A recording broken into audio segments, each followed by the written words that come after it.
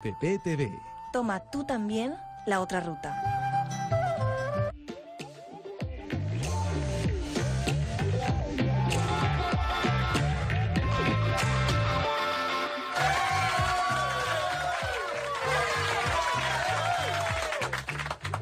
Viene con la misma. Para nuestro invitado, Miguel Isa. Como saben, el 23 de agosto se estrena Caiga quien caiga, película sobre la gloria y caída de Vladimiro Montesinos, inspirada o basada más bien en el libro del mismo nombre escrito por el ex procurador anticorrupción José Ugaz, y Miguel, bueno, es el protagonista. ¿Cómo estás, Miguel? Gracias por venir. Gracias. Sí, acá estamos. Comentábamos frío, al inicio... Frío, ¿no? Sí, está haciendo frío. ¿Eres friolento? Me encanta el frío. ¿Sí? ¿Prefieres el invierno al verano? Sí, siempre. Además, más elegante para decirme. Mira, ¿quién habla de elegancia? ¿No?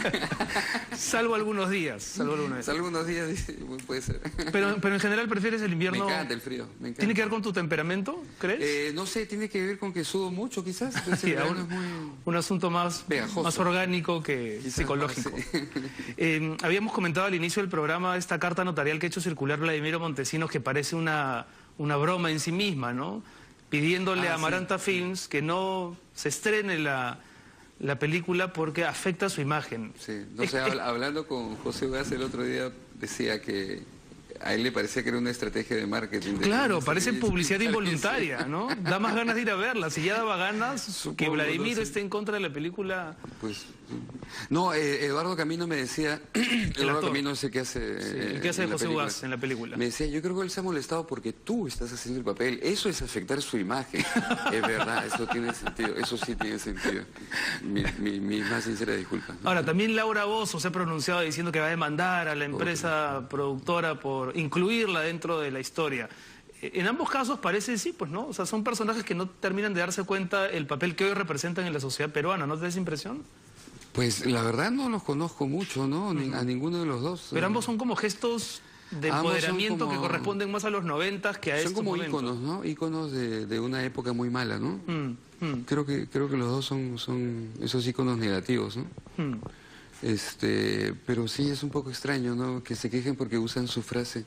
Es bien raro eso, ¿no? En todo caso es beneficioso para la película, siento yo, ¿no? Es como cuando dicen en redes sociales, no vayan a verla porque tal película... para que vaya gente, sí, sí. Puede ser. A la película en sí pues no la van a afectar porque la película ya está hecha, ¿no? Claro, entonces, claro. No hay mucho que decir al respecto, ¿no? En Estados Unidos es típico preguntar, ¿no? ¿Qué estabas haciendo el día que mataron al Oye, Kennedy? me lo han preguntado varias veces. Yo no entiendo muy bien el contenido de esa pregunta. ¿Del día que mataron a Kennedy? O sea, no entiendo por qué te preguntan qué estabas haciendo ese día. Es como una especie de hito biográfico para una sociedad, ¿no? O qué estabas haciendo el día que se cayeron las Torres Gemelas, ¿no? O que las bombardearon. Sí, bueno, de eso sí me acuerdo porque acababa de llegar de viaje y un amigo me despertó para que prenda la tele. Pero yo lo que te quería preguntar es qué estabas haciendo el día en que se difundió el primer Vladivideo, pues si no es que me lo acuerdo, recuerdas. En realidad, no tengo 14 de idea. septiembre del 2000. ¿Recuerdas estar en algún momento? ¿Qué haber estado haciendo? Estaba ensayando Macbeth, creo, en esa época. Creo que sí.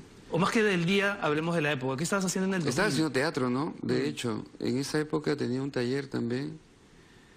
Pero ¿qué estaré haciendo específicamente en ese momento? No me acuerdo. Era la época en que ensayábamos Macbeth. Entonces, sí, debo haber estado haciendo eso, ¿no? ¿Y recuerdas cómo la coyuntura impactaba en tu trabajo, en tus relaciones? No particularmente, en realidad. Creo que escapaba de cualquier contexto, ¿no? Era como una situación tan extrema que quizás haya olvidado cualquier cosa que podía haber estado haciendo en ese momento, ¿no? Era muy extrema. Además, ver a Poppy Olivera, que ya era también un personaje de la farándula en esa época, anunciando eso, digamos que todo era como bastante explícito, ¿no? Era como una comedia muy explícita. Ya todo el mundo sabía las cosas que estaban pasando. Era interesante ver cómo ocurría un destape así a nivel nacional en vivo y en directo. Eso sí.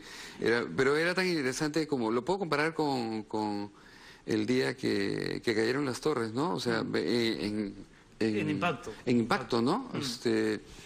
Lo que te hace al mismo tiempo ser muy cercano a la situación, también ser muy ajeno, ¿no? Hay un doble efecto. que solamente puedes medir con el paso de los años, ¿no? Exacto, solamente con los años. Exacto, en porque retrospectiva, ahora, ves claro, lo que significó eso. ahora después de 18 años, un poquito más, un poquito menos, tú dices de qué sirvió, ¿no? Entonces ahí sí hay una mirada más crítica ¿Te pasó al mientras asunto. revisabas el guión, mientras te preparabas para interpretar a Montesinos, que leyendo algún material decías, wow, esto no sucedió, esto de verdad le pasó al Perú, a mi generación? Y... O sea, trabajo mucho en teatro, y eso me hace todo el tiempo estar en reflexión continua, en realidad, ¿no? Enseño en un taller, entonces también. Y la temática de las obras que yo pongo en escena tienen que ver con el Perú contemporáneo, ¿no? Entonces, es un cotidiano para mí estar en contacto con este material, ¿no? A mí no me sorprende, o sea, quizás estoy demasiado consciente de la memoria frágil que tiene el Perú y los peruanos, ¿no? Porque cada vez que entra un grupo tengo que como refrescarle la memoria. Claro, y revisar permanentemente el pasado reciente. Es un proceso casi cotidiano para mí, ¿no? O sea, los textos, las obras que yo trabajo en este taller, casi todas están vinculadas con el quehacer nacional, cotidiano, político, social, ¿no? Porque es mi interés además como Qué interesante, artista, ¿no? como Porque director, ¿no? en un país donde más bien la memoria es un tema o sensible o repulsivo incluso para un sector, ¿no? Al que le interesa más bien olvidarse del pasado, pasar la página, mirar hacia el futuro, el bicentenario. Tú trabajas cotidianamente con el tema de la memoria, con las cosas que nos han venido ocurriendo. Claro, en realidad pues enseñar actuación tiene que ver con meterte a tus cosas, ¿no? O sea, más que nunca ser tú mismo. Entonces tú no puedes ser tú mismo alejado de tu contexto, ¿no? Y de lo que se trata finalmente de hacer teatro, de ser actores, hacer patria. Entonces, ¿cómo vamos a hacer patria si es que no sabemos qué pasó, ¿no? Entonces para mí es un cotidiano, para mis alumnos ya es un cotidiano, ¿no? Entonces tengo grupos de 10, 15, 20 personas que todo el tiempo están revisando el proceso, Entonces somos como un pequeño sector de la sociedad que constantemente está haciendo ejercicio de memoria y de... Que eso, digamos, es clave a pesar de que no terminamos de creernos que es clave, ¿no? Pues yo creo que es básico, ¿no? Me acuerdo mucho de una obra de Eduardo Berencén, donde uno de sus personajes era profesor de actualidad nacional, ¿no? Realidad nacional. Y él decía que él dictaba la primera parte de realidad nacional, es decir, de los años 70 y 80. Como las cosas siguen siendo igual, ¿no? Y hablando de eso acerca del contexto, si me sorprende, ¿no? Bueno, alguien me decía por ahí, qué casualidad que salga en esta época.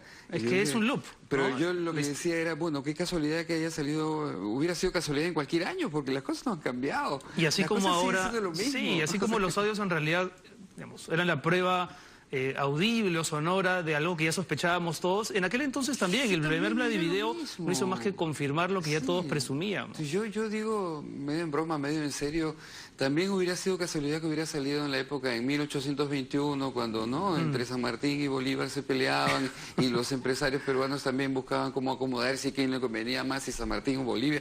O sea, al final es lo mismo, no habían audios, no habían videos, pero habían documentos y cartas, cosas que se firmaban. Y era como si hubiera salido en ese momento esta película. Y quizás los hemos sacralizado a esos personajes porque no hemos escuchado ni atestiguado sus conversaciones privadas. Sí, hemos sacralizado porque seguramente a la gente que generaba la currícula escolar en esa época le interesaba que sean personas valiosas porque lo eran en su momento, pero sobre todo porque había que esconder, ¿no? Lo que realmente pasaba con los criollos en esa época, ¿no? Claro. Que su interés no era libertar a América, su interés era librarse de los impuestos de la corona, ¿no? Sí, y a los peruanos había muchos peruanos a los que no les interesaba la independencia. Pues sí, ¿no? evidentemente, ¿no? Por eso tuvieron que venir de Venezuela y de Argentina para poder sacar a los emañones, porque ellos eran los interesados en sacar a la lacra, ¿no? Rafa Odumet, por ejemplo, tiene un ensayo muy interesante sobre el Felipillo, ¿no? Ajá, que es más sí, o menos la misma historia, digamos, porque se inventaron al Felipillo para poder cubrir el error político de Pizarro, que de la corona decían, no puedes matar a Atahualpa, y el pata en un arrebato lo mató. Claro. Entonces había que usar a alguien. ¿Quién fue? Felipillo. Felipillo le dijo, mátalo porque te está haciendo tal cosa. Lo mató. Ya. Y toda esa fue la historia oficial que nos llegó hasta ahorita, ¿no? Una cortina de humo, digamos. Pues sí, ¿no? Parece obra también de Vladimir y compañía, ¿no?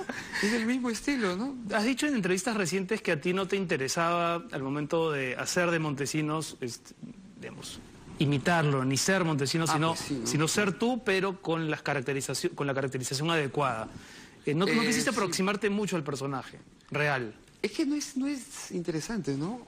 Creo que mucho más interesante es recrear algo que está en el imaginario de todos. O sea, tú a cualquier persona le preguntas algo sobre Montesinos y siempre te va a decir algo sobre Montesinos, porque todos tenemos una imagen de lo que es ese personaje, no de la persona, porque nadie lo conoce, ¿no? Claro, O sea, claro. me imagino que hay muy pocas personas que pueden decir, oye, Vladimiro es así, así, así, con conocimiento de causa, ¿no? ¿Por qué preferiste leer el libro de Johamovich, ¿no? Vladimiro, que el libro de Ugaz, que es el que da Pues en realidad no base a la leí película? el libro No, de Johamovich, leí un libro que se llama El espía imperfecto. sí, Pero esto fue sugerencia de Eduardo Guillot, el director de la película. de Sally Baldwin, creo que es. Sí.